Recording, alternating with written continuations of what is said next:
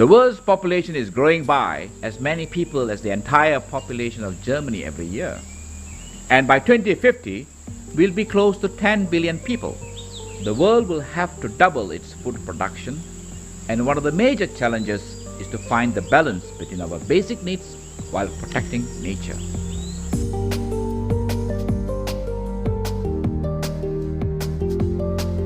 I am the environmental manager at United Plantations, a Malaysian palm oil producer for over 100 years.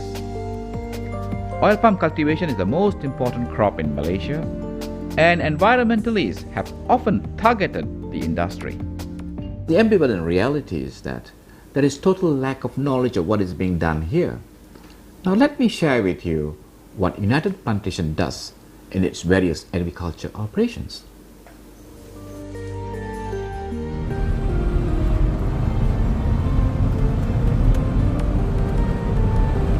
At United Plantations, the reality looks very different.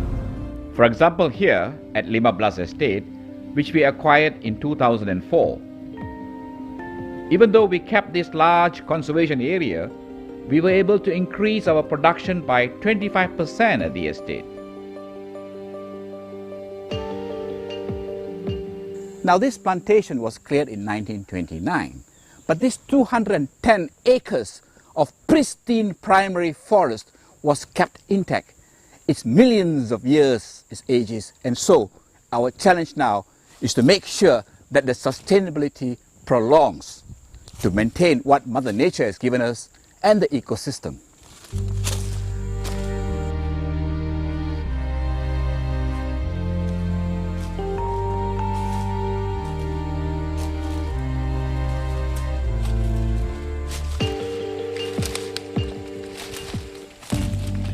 I'm standing below a ficus tree, locally known as pulai, which is about 150 years old.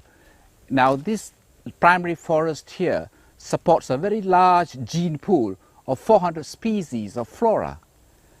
Amongst this flora here, it also supports very high biodiversity. We have a lot of wild animals here, wild boars, tapirs, slow lories, 4 different types, species of monkeys. We have snakes. We even have the king cobras, which habitate here.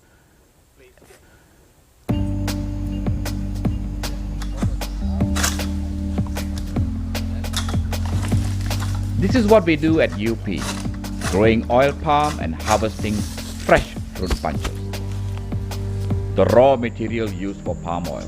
These plantations are monoculture like many other forms of agriculture. For generations, it has been of utmost importance to us at UP to operate in a sustainable manner. Very strict measures are followed to ensure that the impact on nature is minimal, while we at the same time ensure high productivity. Fertilizer recommendations for the palms are based on leaf and soil analysis, and we are in the laboratory here where its nutrient status is being determined, and appropriate recommendations are made so as to ensure its accuracy. When the laboratory has confirmed the exact amount of fertilizer to be applied, we ensure that this mechanical spreader is calibrated and the actual amount is applied.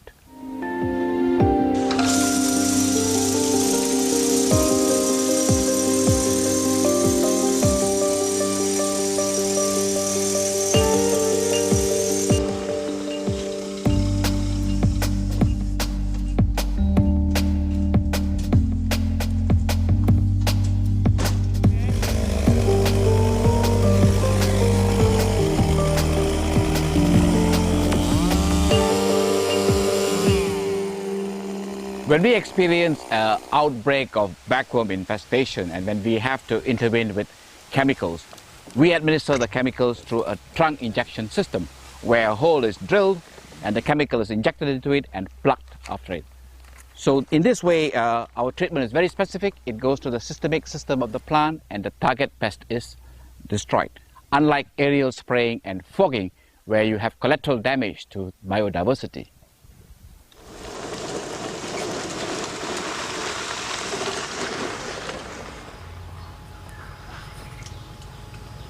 Red ants are abundant on fruit trees. So what we do is we harvest the nest of the red ants from the fruit trees and transfer it into the oil palm plantation to encourage the existence of red ants to act as predators in the oil palm.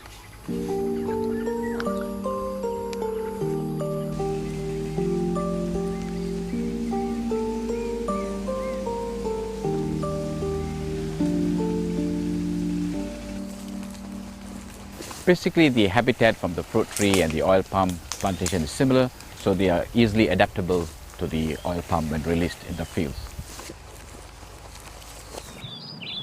The millions of rats at our plantations are not eliminated by use of harmful pesticide, as in most plantations. At UP, we let our nature maintain its own balance by employing 2,000 owls, which reduce the rat population by 1.5 million per year. Compared to soybean cultivation, for instance, this plantation uses 50 times less pesticide per ton of oil produced. Yeah, what you see here is the remnants of the rat skeletons which were regurgitated by the barn owls after a heavy meal. And what you see below here are several skeletons of the rats, which is a living testimony of the good job the barn owl does. Okay, this is yet another one of our integrated pest management controls, where we place the pheromone or hormones here, which attracts the rhinoceros beetles. Now these rhinoceros beetles damage our palm shoots. So they get attracted over here, they fall into this bucket, and as you can see here, we have a handful of beetles which we had collected overnight.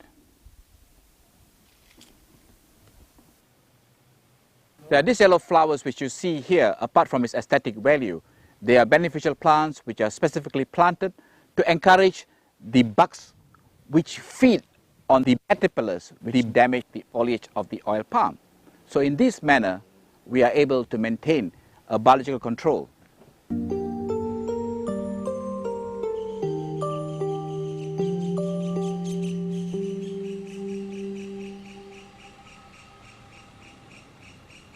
I'm in a knee depth of luxuriant cover crop which is prevalent in this plantation here. Now these cover crops are very specifically planted in between the palm rows so as to have an even nice ground coverage, whereby we are able to control erosion. We are also able to control the growth of noxious weeds, and it also has a unique ability of trapping nitrogen from the atmosphere and fixing it into the soil. Now this nitrogen is very essential nutrient for the palms. Now apart from that, these leaves, when they decay, they also decompose and go back as organic fertilizer. And I'm very passionate about this cover crop, Mucuna bracteata, which I personally introduced into this part of the world in 1991. Oil palm has a life cycle of 25 years, after which they are shredded and spread around as organic material. We are in the midst of an oil palm replanting. Now, if you had put the clock back 20 years ago, you wouldn't have been seeing this biomass behind me. It would have been all burnt and bare ground. But right now, we subscribe to the zero burn policy, where no burning is done to the old stand. The old oil palms are shredded and windrowed here, as you can see behind me. And this biomass adds value to the soil. As it decomposes, it enriches the soil with organic matter.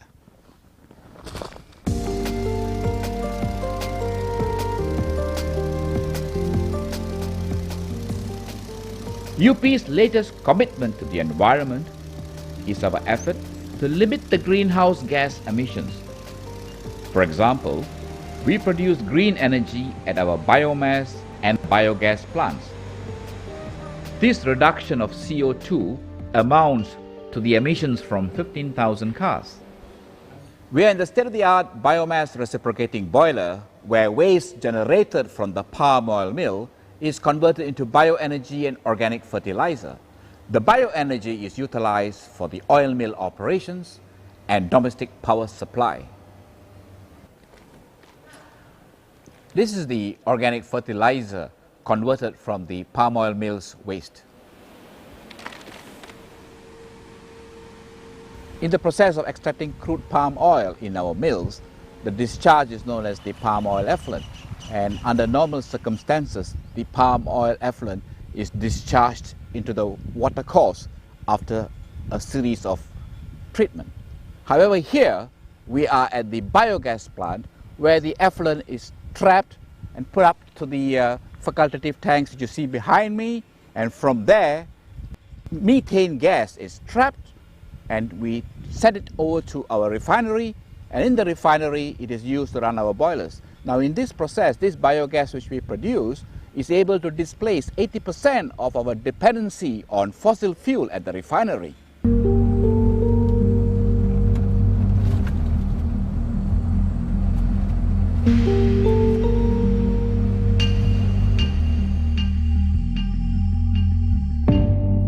As I stand beside the Burnham River, which is the life of United Plantations Berhad for over a century, with Ulu Burnham facing me, Jondarata on my left, and Sungai Burnham on my right, allow me to re-emphasize our commitment towards the environment and the various agriculture operations which we carry out in harmony with it.